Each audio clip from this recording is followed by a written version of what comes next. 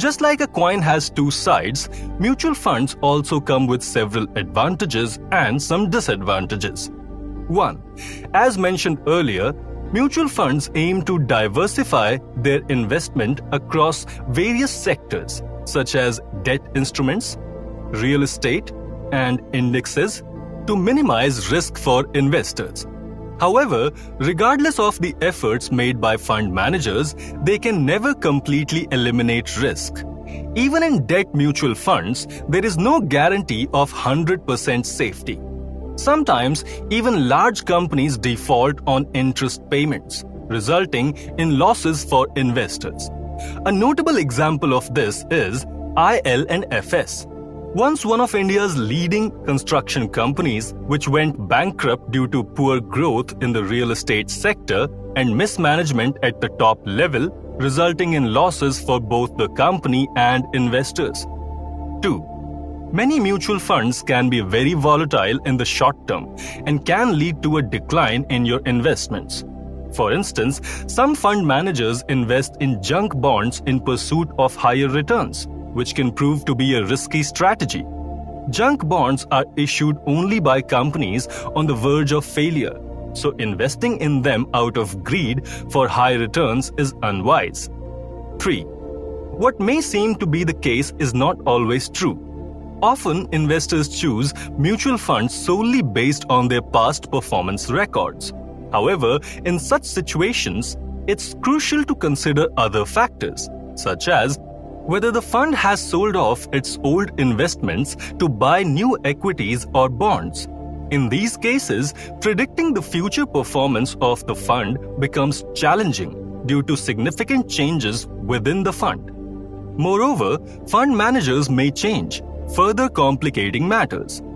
In such scenarios, it's the responsibility of investors to pay attention to these aspects.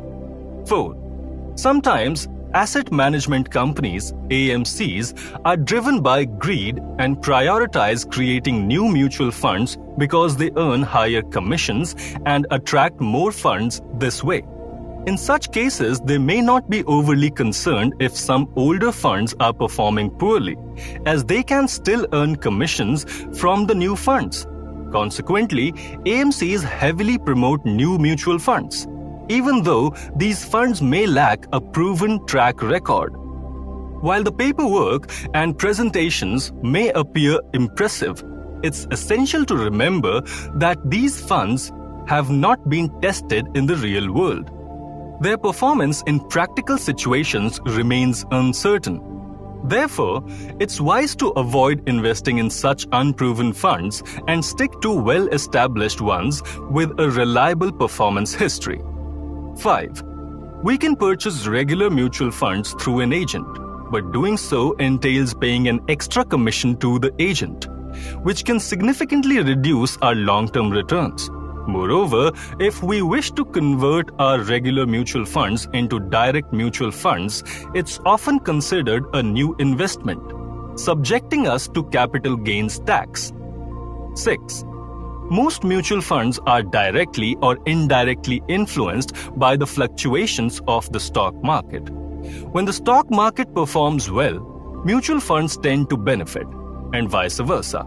However, even during a bullish phase, external shocks can lead to a market decline. A notable example of this is the American Federal Reserve's decision to raise interest rates. When interest rates were increased, foreign investors shifted their focus to the American market in search of better returns. This resulted in a stronger dollar and a weaker rupee, negatively impacting the Indian markets. Consequently, mutual funds, dividends, and capital gains were also adversely affected. 7. Less than expected returns are another significant drawback of mutual funds. Often, there are hidden costs associated with them that the average person may not fully comprehend. These hidden costs can significantly reduce the investor's returns. For instance, if an investor's expected return after maturity was 10%, hidden costs might reduce it to only 7% or 8%. In such cases, regardless of the risk taken by the investor, the expected returns are not achieved.